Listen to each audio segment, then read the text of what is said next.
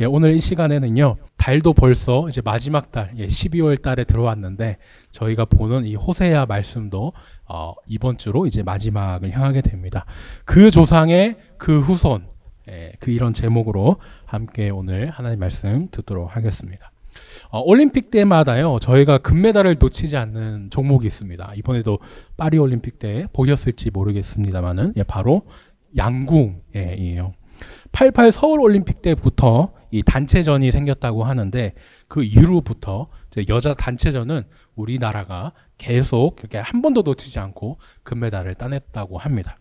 참 그 선수들이 얼마나 고생했을까 이게 싶기도 하면서요, 이 좁은 나라에서 참 이게 대단하다 이 생각이 많이 들었습니다. 근데 그러면서도요, 역시 이 고구려 때부터 내려오던 이 활 쏘는 솜씨, 그게 어디 안 갔구나 이런 생각이 들더라고요. 그 조상의 그 후손이다. 이게 뭐 우리나라에도 당연히 이제 적용이 되는 말인 것이죠. 요즘에는 이제 우리 학생들한테 우리가 무슨 민족입니까? 물어보면은 그 광고 때문에 배달의 민족이요 이렇게 많이 하거든요. 근데 예전에는 그 광고가 나오기 전에는 저희가 뭐 한민족 뭐 이렇게도 얘기했고, 뭐 활 쏘는 민족 이렇게 많이 표현하곤 했는데, 정말 이 고구려 이 시대를 생각하듯이 참 활 쏘는 민족이 또 우리나라였다 이 생각을 제가 해봤습니다. 조선 시대에도 그 우리나라 활이 그렇게 좋았다고 그래요. 그래서 수출도 많이 하고 그랬는데, 이제 그런 노하우랄까 솜씨가 그대로 이제 이어져서 올림픽 양궁까지 이어진 것 같습니다. 어느 민족, 그리고 어느 나라든지요, 이 뿌리가 있습니다. 우리나라도 뿌리가 당연히 있는데, 그 뿌리를 보면은 이 민족은 어떤 민족이구나, 그것을 이제 잘 알 수가 있죠. 그 정체성을 알 수 있기 때문에 어린 학교에 들어간 그런 어린 아이부터 그다음에 나이 지긋하신 할아버지 할머니까지 모두가 알고 있는 것이 이 뿌리고 이제 정체성이라고 하겠습니다. 나라가 흔들릴 때도요, 이 뿌리를 이제 다시 생각하면서 이제 잘 이겨내곤 하죠. 우리나라도 이제 그러했듯이 오늘은 이 호세아에서도 이렇게 북이스라엘 백성들에게 이 뿌리에 대한 얘기를 호세아가 하기 시작합니다. 무슨 얘기일까 궁금하실 텐데, 오늘 저희가 함께 말씀을 듣도록 하겠습니다. 저희가 이제 보고 있는 이 호세아, 어느덧 이게 마지막을 향해 가고 있고, 장수도 이제 이번 수요 묵상을 마지막으로 이제 이렇게 딱 끝나게 되는데요. 처음에 이제 호세아가 창녀 고멜을 아내로 맞았던 그 얘기, 1장에서 3장까지 얘기, 핵심되는 얘기를 가지고 서곡과 같이 이렇게 전체를 좀 설명해 주는 내용을 했다 말씀을 드렸는데요. 이렇게 그 바람피는 아내가 너희 이스라엘이야, 이거를 좀 간접적으로 그렇게 보여준 것이죠. 우상을 섬기고 하나님을 떠나 계속 바람피는 그 모습을 그렇게 호세아가 지적을 했는데, 직접적으로 이게 너야 하면서 이렇게 말하진 않았지만 간접적으로 그렇게 계속 얘기했던 거였습니다.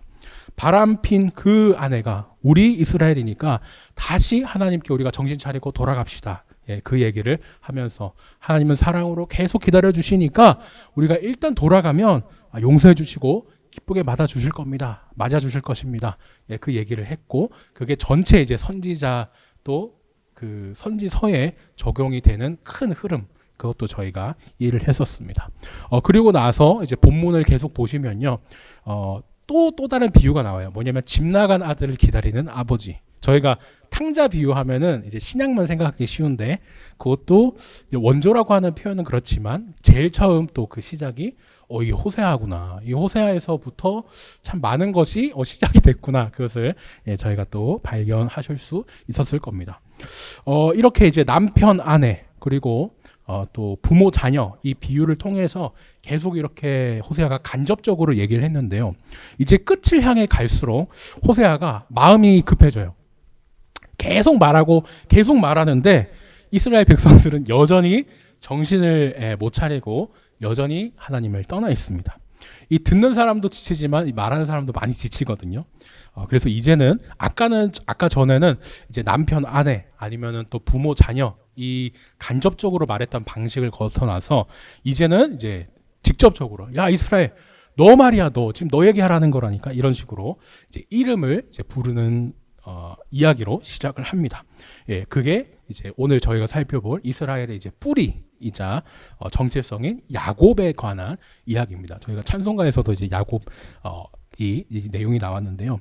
이스라엘로 개명하기 전에 이름이 야곱이지 않습니까? 그러니까 이스라엘 사람들이라고 한다면 당연히 누구나 이 창세기에 나왔던 야곱을 모를 수가 없는 거예요. 예, 그 전체 얘기를 이제 짧게 저희가 핵심을 좀 이렇게 요약해 보자면 창세기에서 야곱이 이삭의 아들로 태어났습니다. 그죠?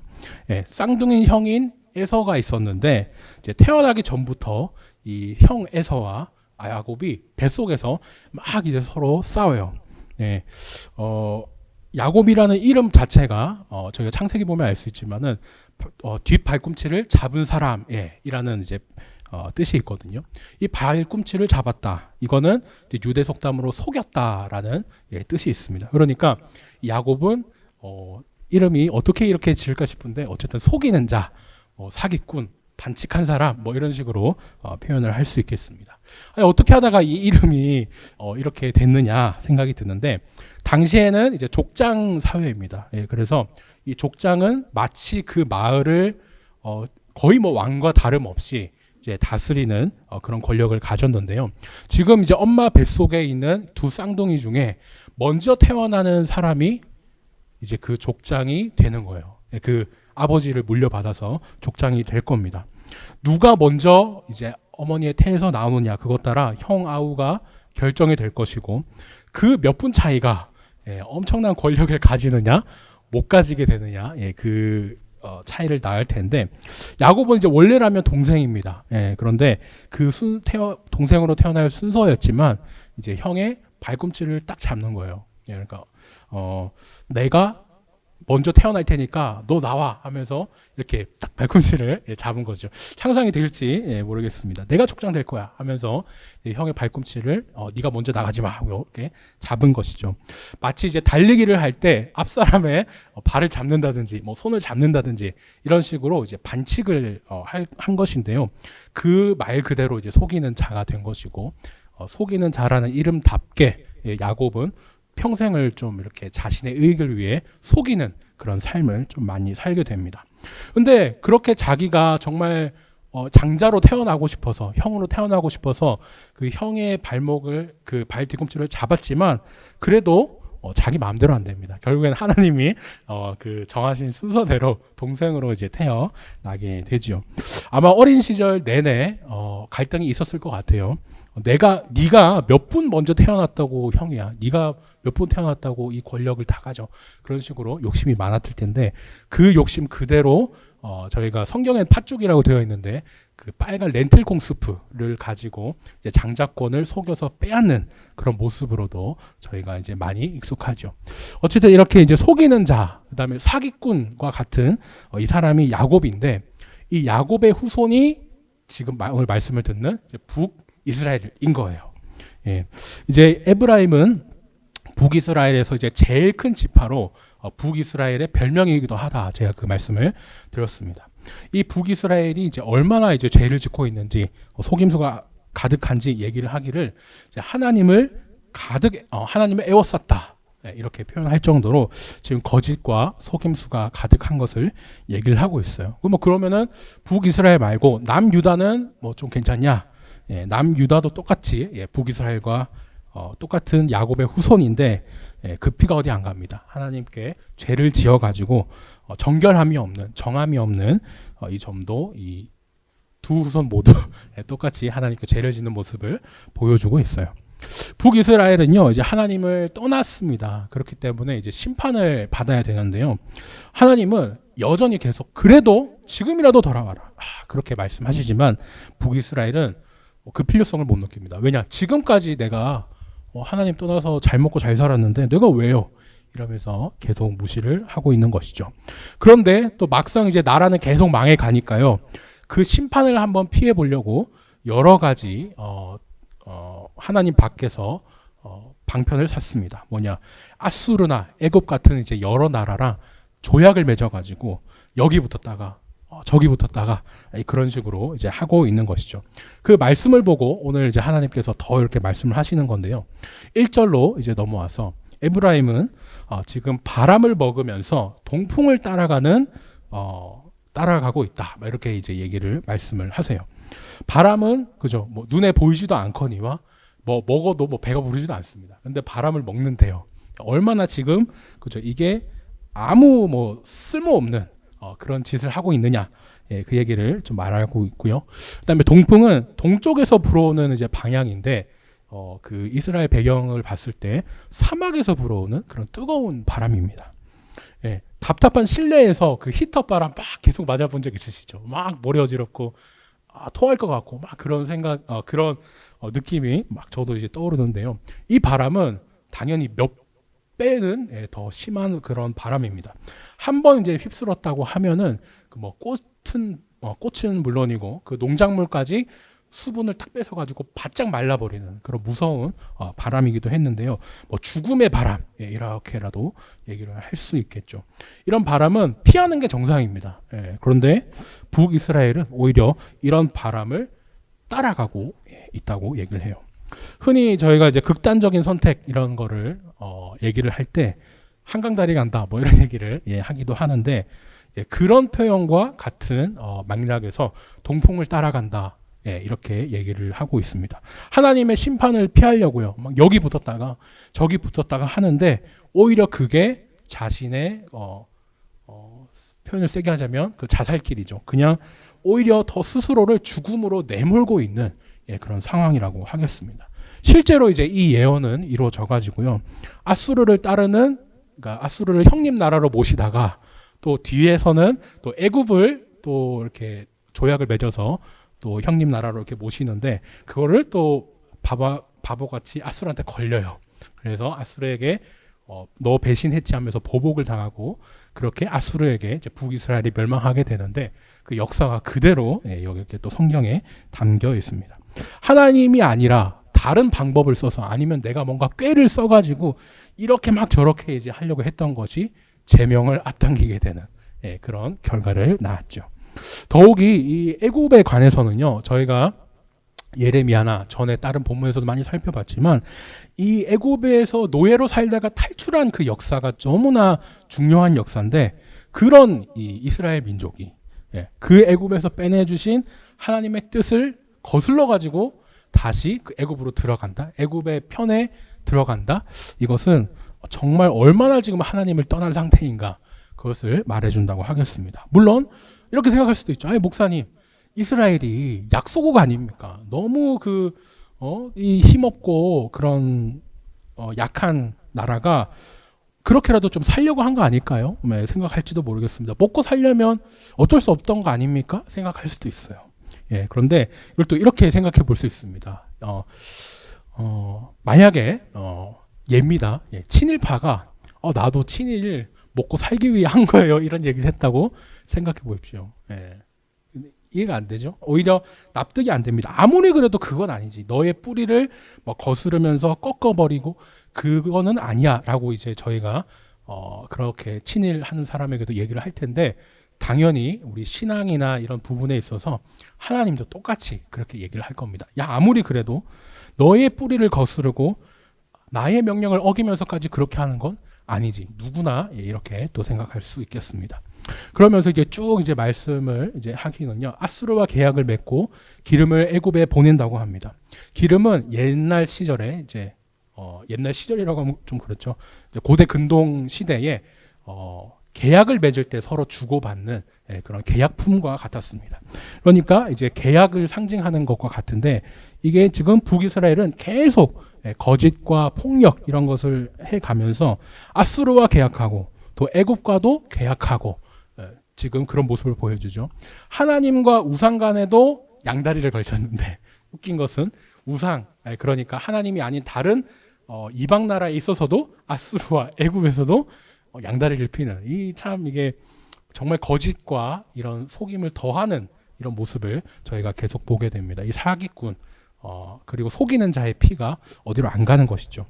2절에서 이제 하나님은요 이제 유다와 논쟁을 한다 그래요. 어떻게 하나님과 논쟁을 할 수 있지 생각할 수 있지만 예, 이것은 이제 원어적인 의미를 보면 그 죄의 잘못을 조목조목 짚어서 오히려 혼내시는, 심판하시는 거와 같습니다.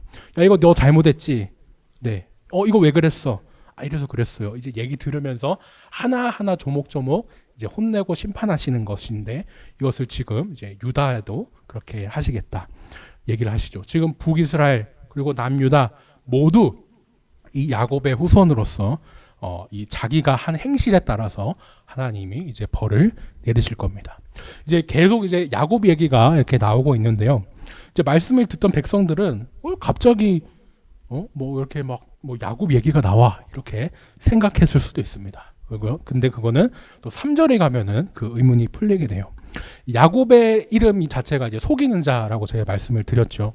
자기의 욕심을 좀 채우기 위해서, 뭐 그게 장자였든 다른 어떠한 것이든 이 형의 발 뒤꿈치를 잡았던 그 이름을 이제 계속 이제 성경은 얘기를 하고 있습니다. 이렇게 속이고, 저렇게 속이고 하나님보다 막 자기 욕심을 따랐던 그 사람이 이제 야곱이었습니다. 그러고 나서는 이제 하나님과 겨루되 뭐 이런 얘기까지 하시죠. 야곱은요, 몇 분 먼저 태어났다고 네가 형이야? 형 에서와 겨루었는데 나중에 정말 하나님과도 겨루는 씨름을 하는 그런 모습을 저희가 알고 있죠. 그때 어떻게 하느냐? 하나님 복 주세요, 복 하면서 뭐 복을 맡긴 것도 아니면서 막 이렇게 좀 떼를 쓴다 그럴까요? 아니면은 당연히 맡긴 듯한 복을 막 내놓으라는 듯이 그렇게 복을 박아내려고 애를 씁니다. 복은 하나님이 주셔야 되는데 야곱이 자기가 달라고 하는 그게 좀 약간 모순이죠. 자기 힘으로 뭔가를 막 해보려고 하는 애쓰는 그런 모습이 참 말이 안 되는 모습이었습니다. 내가 너보다 먼저 태어나서 장자가 될 거야. 그렇게 뱃속에서 그랬고 또 하나님과 겨뤄서 내가 복을 받아낼 거야. 그런 모습이 있었는데 이 야곱의 후손들도 이스라엘 그리고 유다도 똑같이 그렇게 이제 하고 있는 모습이죠. 근데 이제 4절에 와서는요, 이 분위기가 조금 이제 바뀝니다. 뭐냐면요, 이 야곱이라는 이름에서 이스라엘이라는 이름으로 이제 바꾸게 되는 것이죠.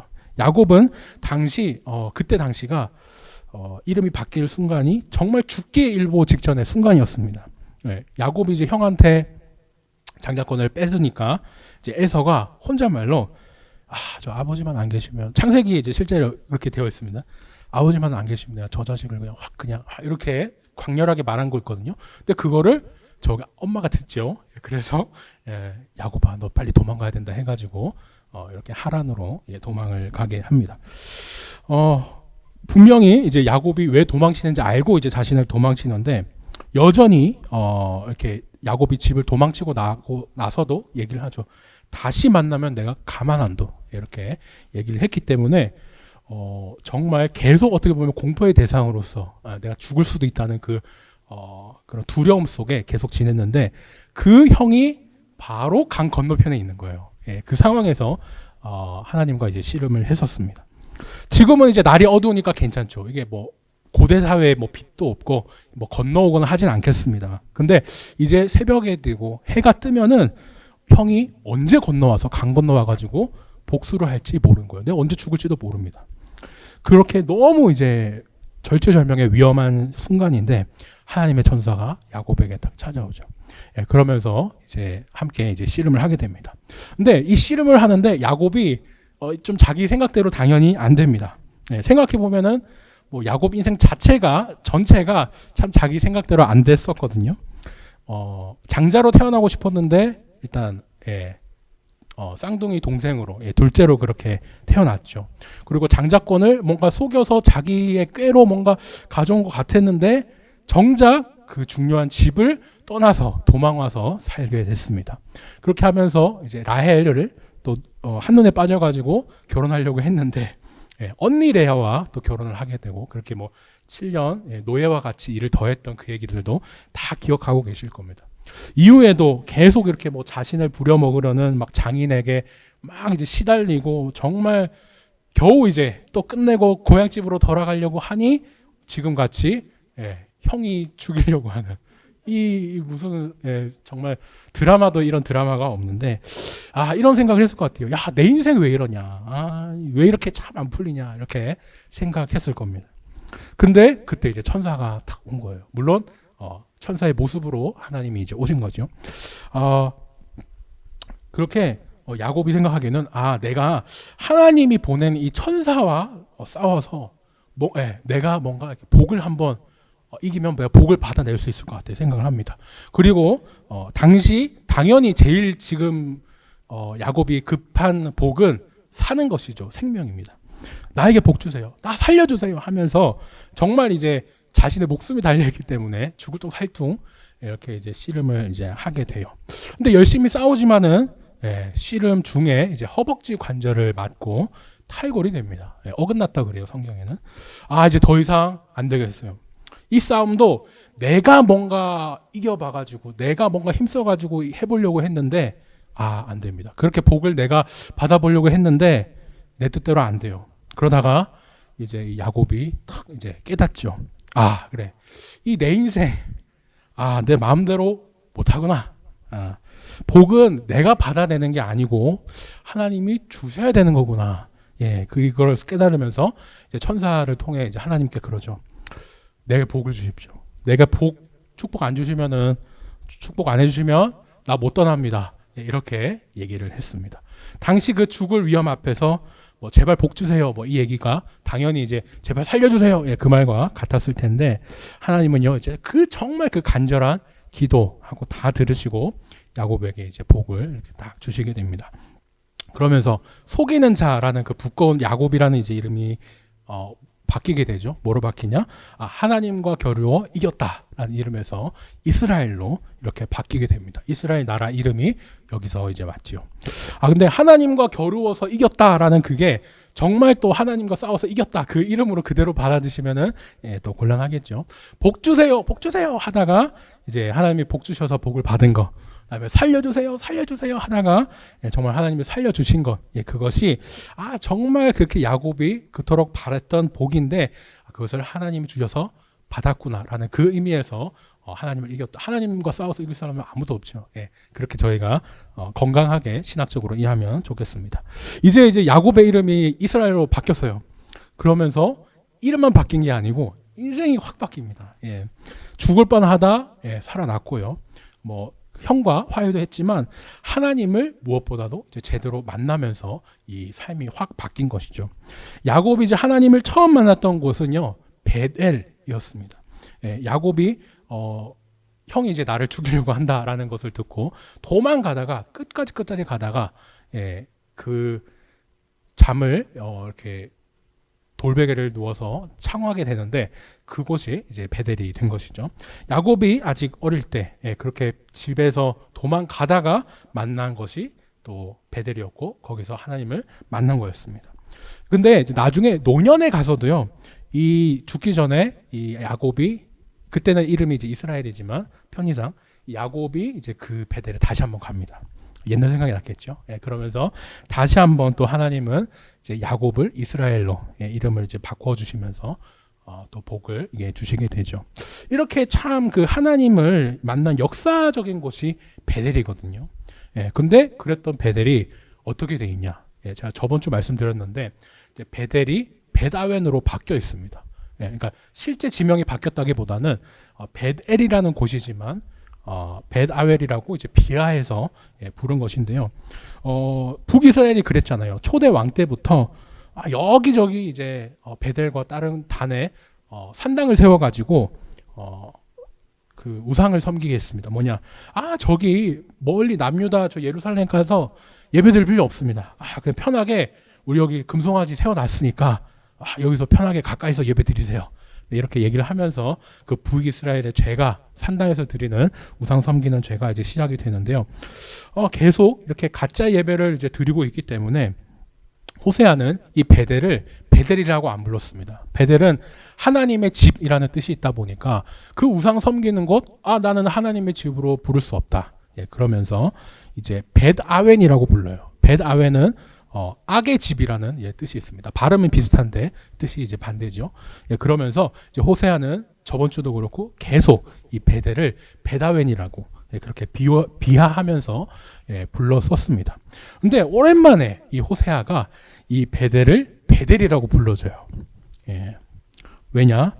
지금 북이스라엘이 가짜 예배 드리는 곳은 베다웬으로 비하해서 부르지만 정말 그때 당시 야곱이 하나님을 만났던 곳은 하나님 만난 곳, 하나님의 집이니까 베델이라고 이렇게 이제 정상화시켜서 이렇게 이제 불러주신 것이죠. 그런데요, 비록 지금 북이스라엘을 살펴보면은 베다웬으로 더러워져 있다는 그 사실은 참 아프다고 하겠습니다.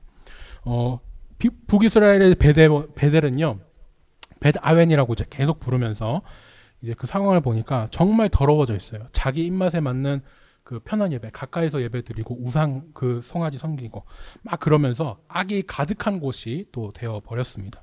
그런데요, 지금 그 베다웬, 그러니까 베델은 지금은 더러워졌을지라도 예전에 야곱이 베델에서 만난 하나님은 그대로시잖아요. 그러니까 정리를 하자면 베델은 더러워졌지만 베델에서 만난 하나님은 변하지 않고 그대로 함께 계십니다.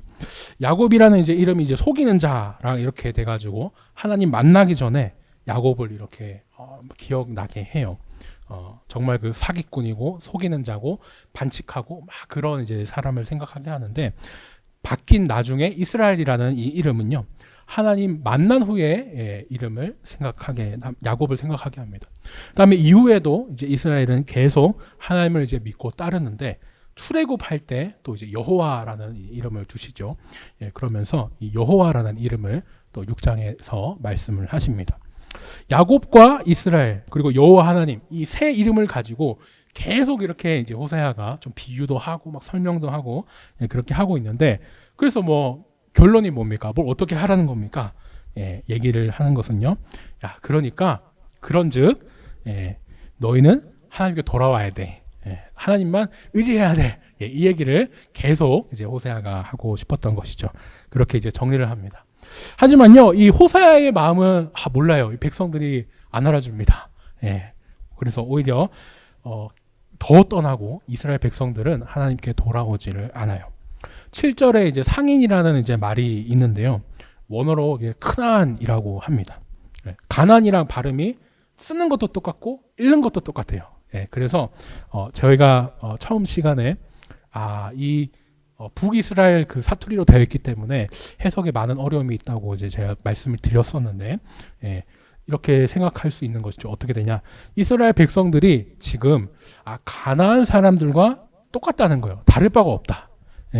하나님께서 백성들이 가나안 땅에 들어갈 때, 얘들아 이제 이 가나안 땅을 우리가 하나님의 나라로 한번 만들어보자, 전도하자, 이렇게 얘기를 했는데 오히려 백성들이 가나안화가 돼버렸죠. 가나안 사람들의 우상을 섬기고 막 그렇게 가나안 사람이 오히려 되어버렸습니다. 그러면서 또 이제 상인이라는 이제 뜻을 또 저희가 살펴보자면, 여기 지금 상인이 속이는 상인이잖아요. 저울을 보면서 막 이제 속이고 그렇게 하고 있는데, 마치 또 하나님 만나기 전에 야곱처럼 속이는 이런 모습을 계속 얘기하고 있습니다. 자기가 갖고 싶은 거를 가지기 위해서 남 속이는 일을 서슴지 않는 그런 것이 또 상인, 당시에 그 가나안 지역의 또 상인이었는데 그것을 이제 말씀을 하고 있는 것이죠. 이스라엘 향해서 그러는 겁니다. 너는 조상 야곱의 나쁜 모습 똑같다. 너는 그 조상의 그 후손이다. 그 얘기를 계속 하고 있습니다. 혼내고 계신 것이죠. 북이스라엘은요, 이제 하나님이 자기들을 애굽에서 빼내주신 것을 잊어버렸어요. 그리고 다시 그 뿌리 다 잊어버리고 애굽 편에 붙어가지고 막 심판을 피해 보려고 그렇게 애썼습니다. 하나님은요, 이제 계속 얘기하시죠. 내가 너희를 애굽 땅에서 빼내줬던 거를 잊었니? 하면서 광야 생활로 내가 돌려버릴 거야, 이렇게 또 경고를 하십니다. 근데 또 감사한 것은 아예 노예로 돌아가는 것이 아니고 광야로 돌려버리겠다 하는 것이 또 이제 저희가 은혜를 엿볼 수 있는 부분인데, 어쨌든 이 예언도 실제로 또 나중에 이루어져 가지고요, 어떻게 됩니까? 북이스라엘은 이제 아수르의 포로로 잡혀가고 또 남아있는 사람은 나라와 집을 잃고 뿔뿔이 흩어지는, 정말 그 말씀대로 광야에서 또 장막에서 거주하게 되는 모습을 저희가 보게 됩니다. 하나님은 이제 그래서 계속 지금까지 호세아를 통해서도 막 여러 비유로 남편 아내 비유로도 말씀하시고 그다음에 아버지와 자녀 비유로도 말씀하시고 여러 이렇게 비유를 통해서 말하시고 선지자를 통해서도 여러 선지자를 통해 말했는데 여전히 어떻게 합니까? 이 백성들은 그저 그게 잔소리입니다. 귀찮은 소리에 불과해요. 그래서 하나님의 그런 말씀이 들리지 않을 정도로 멀리 이제 떠나 버린 것이고요. 또 하나님께 언제 돌아올 수 있다는 것은 사실이지만 그것은 진리이지만 이미 떠난 사람은 사실 돌아가야 된다는 생각 자체를 못 하게 됩니다. 그래서 돌아오는 이가 아무도 없게 되는 그런 슬픈 그런 상황에 지금 북이스라엘이 처해져 있습니다. 이런 이스라엘은요, 이제 하나님이 심판하실 수밖에 없게 됩니다. 그러면서 이제 11절에서 이제 계속 내용이 나오는데요. 길르앗과 길갓이 나옵니다. 다 이게요, 이 두 장소가 야곱이 뭔가 자기가 해보려고 했다가 좀 실패했던 그런 장소입니다. 공통점이 있는데요. 길르앗에서는 이제 야곱이 외삼촌이자 장인이었던 라반을 피해 막 도망을 갔습니다. 그러다가 이제 따라잡혔죠. 그곳이 바로 이제 길르앗이고요. 그다음에 베델에서는 이제 야곱이 제가 아까 말씀드렸지만 형 에서를 피해서 도망가다가 갈 때까지 갔다가 이제 더 이상 누울 곳이 없으니까 머리를 누인 곳, 이곳이 이제 베델이었는데 정말 길르앗과 길갓 이 모두가 자기 마음대로 뭔가 해보려고 했다가 다 실패한 아니면 또 된통당한 그런 장소이겠습니다. 하지만 또 공통점이 있다면요, 바로 하나님이 또 복을 주셔서 하나님이 함께 해주셔서 이 위기를 늘 넘겼던 이 두 장소라는 것도 저희가 잘 살펴보면 좋겠습니다. 물론 오늘 말씀대로 길르앗과 길갈 여기도 똑같이 지금 더러워져 있습니다. 베델이 베다웬이 되고 더러워진 것처럼 여전히 베델과 또 같이 이 길르앗 길갈 두 곳도 더러워져 있어요. 길르앗은 이제 의롭지 않은 곳으로 거짓됐다 그러시고 또 그 다음에 길갈도 이제 번제 중에서 가장 비싸고 좋은 게 숫송아지이지 않습니까? 근데 그 숫송아지를 제사로 드리지만은 마음 없이 드립니다. 그리고 막 이제 뭐 해야 되니까 그래 해야 되고 정말 막 보이는 대로 겉으로만 형식적으로 이렇게 하니까 가짜 예배고 제단도 제단이라 할 수도 없죠. 그냥 가짜니까 그냥 돌무더기 같은 그런 제단에 불과하게 됐습니다. 선지자는요 이제 야곱과 이스라엘 백성의 처지를 이제 계속 비교해요. 조상, 후손, 야곱, 북이스라엘 계속 이렇게 비교를 하죠. 야곱은 이제 형을 피해서 집을 나와서 그 아람의 들로 도망을 가셨습니다. 하란이라고 생각하셔도 좋고요. 그런데 그렇게 이제 남을 잘 속였던 야곱이 이번에 그 라반의 집에서 자기가 속습니다. 아내를 위해 7년을 그렇게 일을 했는데 이제 17년으로 이제 뻥튀기가 또 됐죠. 라반은 계속 이 야곱을 평생 이제 부려 먹으려고 막 이렇게 또 방해를 했습니다. 결국에는 하지만 또 이제 하나님이 함께 하셔가지고 야곱을 이제 자기 두 딸과 함께 이렇게 보내주게 되죠.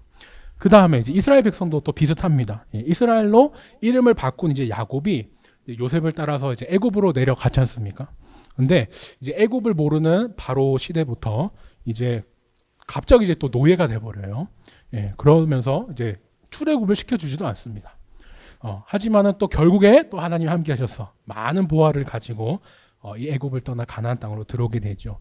이 두 사건 모두 그리고 야곱과 이스라엘 백성 모두 하나님이 지켜주셔서 이렇게 돌아온 그런 그 땅으로 돌아온 일을 다루고 있습니다.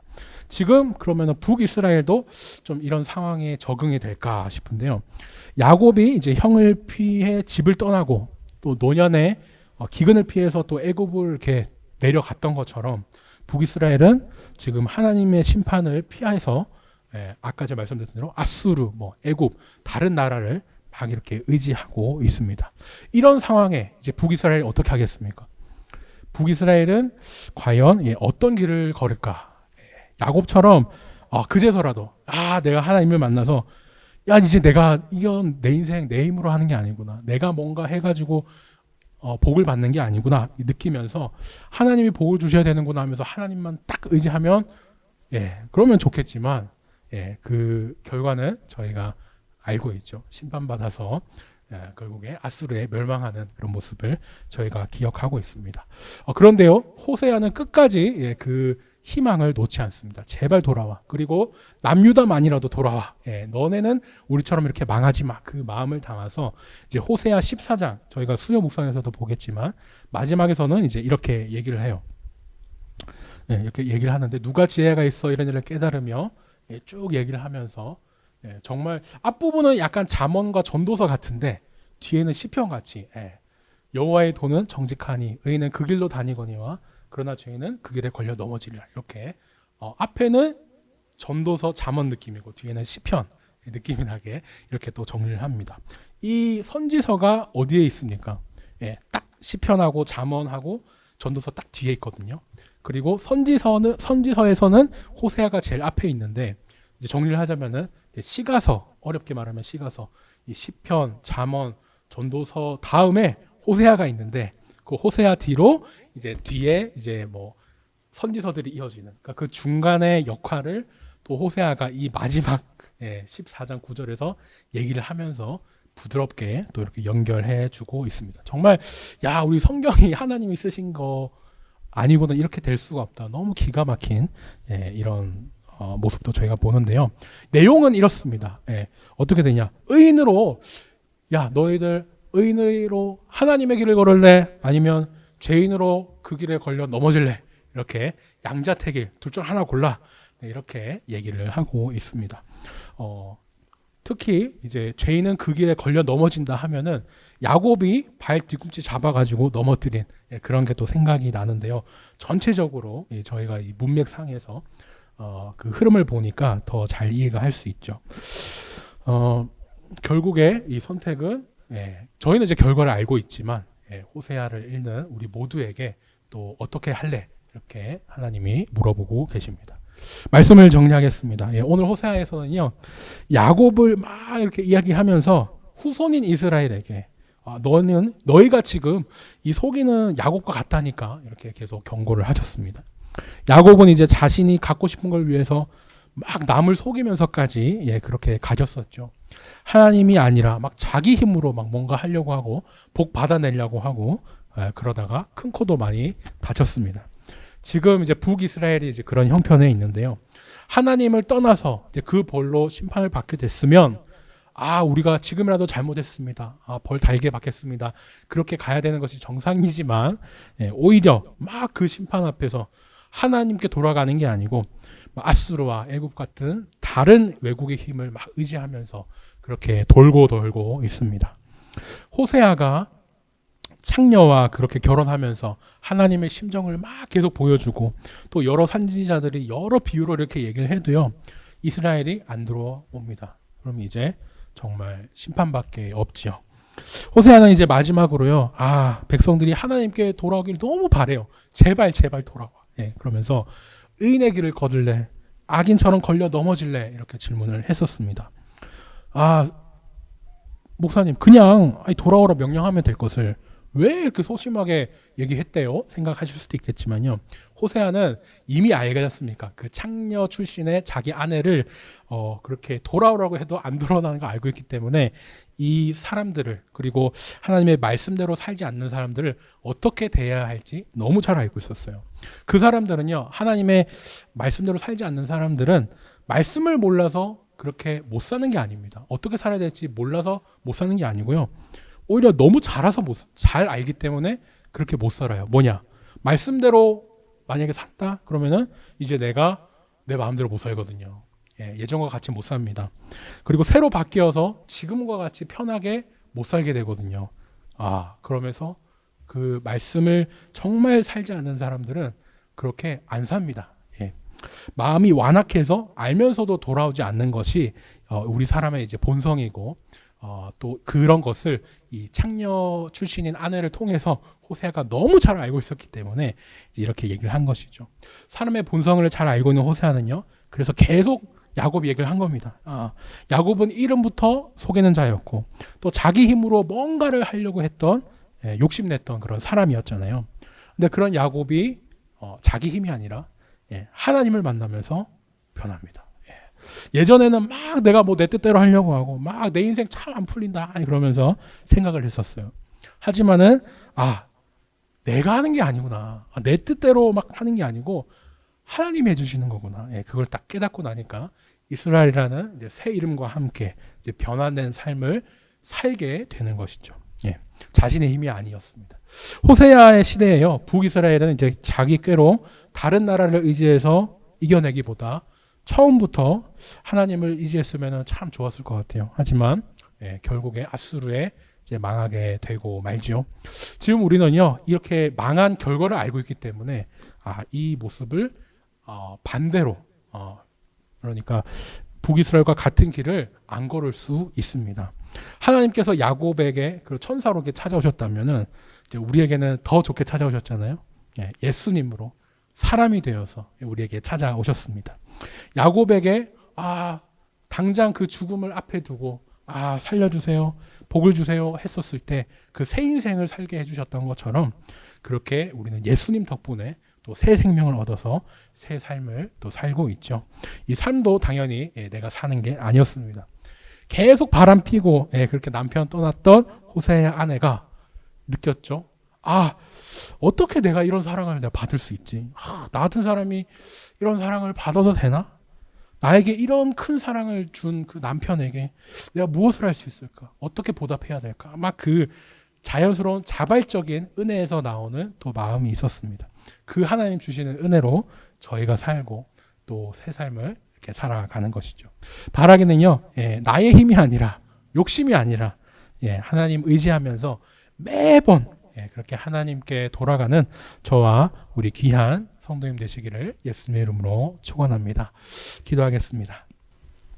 하나님, 오늘은 그 조상의 그 후손이라는 제목으로 하나님 말씀을 들었습니다. 호세아는 오늘 자신들의 조상인 야곱을 통해서 북이스라엘의 죄를 지적하면서 하나님께로 돌아오라고 그렇게 얘기를 했습니다. 주님, 우리도 때로는 야곱처럼 내 힘과 내 뜻대로 해내려고 할 때가 있습니다. 그러나 결국에 이 모든 것이 하나님께서 해주시는 것이구나, 하나님만을 의지해야 되는구나 라는 그 사실을 깨닫게 됩니다.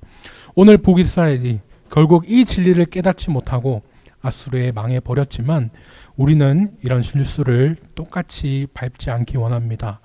이미 우리에게 야곱에게 찾아와셨던 것처럼 예수님이 찾아와 주셨고 또 새 생명을 주신 것처럼 예수님을 통해 주신 새 생명을 우리도 누리고 있습니다. 매일 배반하고 떠나지만 그때마다 하나님의 은혜와 예수님의 사랑을 생각하며 하나님께 돌아오는 그런 저희가 되게 하여 주세요. 감사하신 예수님 이름으로 기도드렸습니다. 아멘. 지금은 우리 주 예수 그리스도의 은혜와 하나님 아버지의 극진하신 사랑과 성령님의 감화 감동, 내주 역사 충만하신 위로가 나의 힘이 아니라 하나님만 의지하며 늘 떠나도 돌아오는 우리 늘 찬양 성도 머리머리 위에 이제부터 영원까지 함께 있을지어다.